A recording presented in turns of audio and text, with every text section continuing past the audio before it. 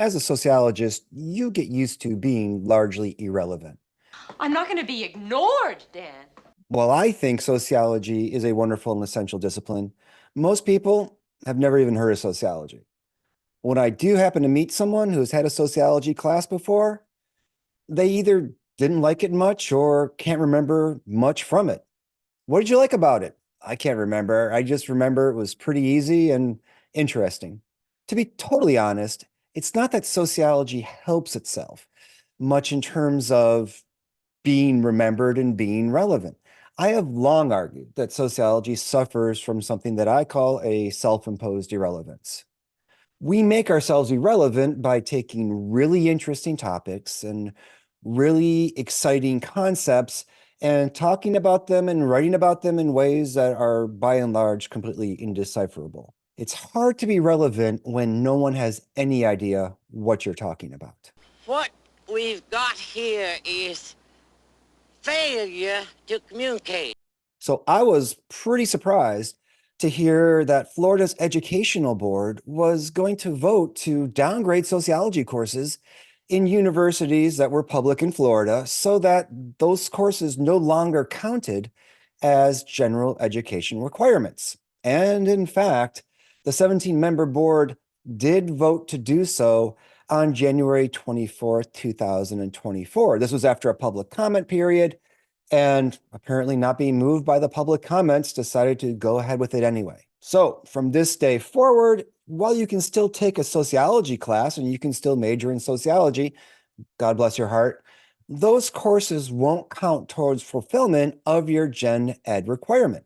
For those who don't know what Gen Ed means, they're generally meant to provide a broader educational experience and allow students to explore topics that they might not otherwise discover. Also, just between you and me, they make students take courses from departments that they wouldn't normally want to take and maybe even aren't that interested in.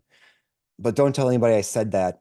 It's a secret. In fact, I was first exposed to sociology because Sociology 100 was a course that satisfied my Gen Ed requirement where I did my undergraduate. I guess you could say if it wasn't for that Gen Ed requirement, I wouldn't be making this video right now. I'm not sure if that's a vote for or against sociology and Gen Ed requirements, but there you go. Over my rather long career now in sociology and as a sociologist, I'm pretty used to people not giving sociology that much attention. It's not like you turn on the television and you see sociologists all over the place commenting on news and current events. No child ever has said they want to be a sociologist when they grow up. You'll never see a movie where a sociologist is a main character. No one ever says in these movies, quick, find me a sociologist. And in fact, I did do an IMDb search of sociology in movies. Surprisingly, I found 47 titles that have sociology or sociologists in it. Now, one of those movies is a 1973 film called Swap Meet at the Love Shack. I'm not quite sure what sociology has to do with that story or how it's worked in. I guess I'll have to do some additional research on it. Given all of this, one could say, and many people have said, sociology is pretty invisible, but not in Florida.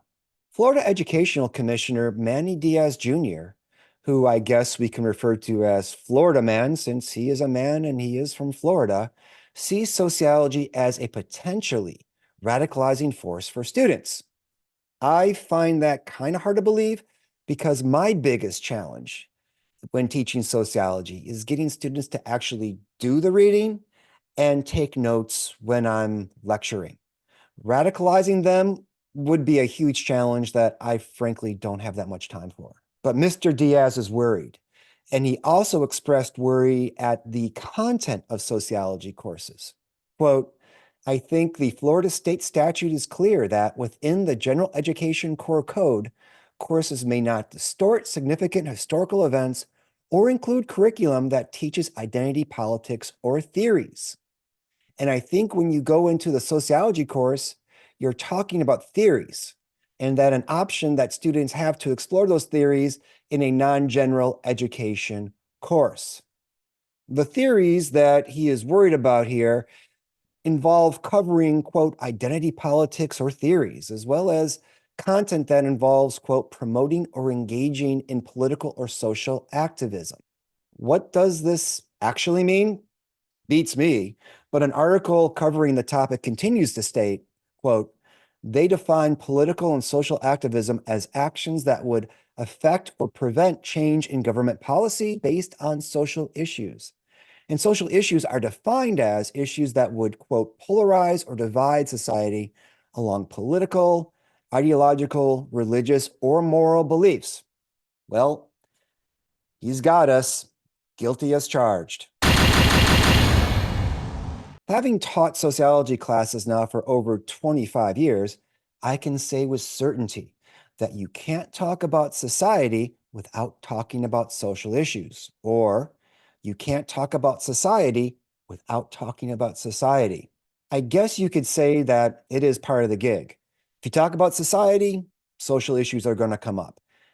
And we will invariably talk about things like social identities because, after all, they're social. If you're going to criticize sociologists for covering society, I really can't argue with you. You got me. These core sociology courses will be replaced by, quote, a factual history course. It does make me think, how can you cover US history without talking about government policy, social issues, ideological beliefs, and the like? I have no idea, but what do I know? I'm only a sociologist. Maybe what they're envisioning is something like happened in Texas in education, where educators were encouraged to cover both sides, the pros and the cons, to be balanced in their approach to historical issues, like the Holocaust. The director of curriculum, Gina Petty, offers an example for teachers: balance books about the Holocaust with an opposing view. Make sure that if you have a book on the Holocaust, that you have one that has other. How do you oppose the Holocaust? Gina Petty did not respond to messages requesting comment. Not surprisingly, in reaction to this once proposed and now official policy, the American Sociological Association and Florida-based chairs of sociology departments voiced their opposition. And also, not surprisingly, no one listened to the opposition because people rarely listen to sociologists. I should add here, as a sociologist, that I work at a private business university where I am a professor of sociology. When talking to prospective students, their parents, my current students, or even other faculty, alumni, business leaders, I'm often asked the question, what does sociology have to do with business? My short answer was sociology has everything to do with business, or just say to them, everything. Now, though, my longer answer involves a quote from author and thought leader Simon Sinek. Simon Sinek says, 100% of customers are people, 100% of employees are people. If you don't understand people, you don't understand business. Now, I'll add on a statement to that quote to say, study sociology, understand people, do better business. Put it another way, sociology is in the business of understanding people. We're in the business of understanding society. And at my business school, in terms of the business of studying people and society and relating it to business, Cousin, businesses are booming. where I work, sociology is seen as essential to doing business because you can't do business outside of society and you can't do business without people. Maybe someday AI robots will be paid a wage, and those robots can buy from other robots. And maybe at that time, we will be taken out of the equation completely. Until that time, sociology continues to be pretty essential if you want to understand people and you want to understand society. And even if you want to do business. Working at a business school, I teach a lot of business students. I even teach business classes. I teach business classes to undergraduates. I teach business classes to graduate students.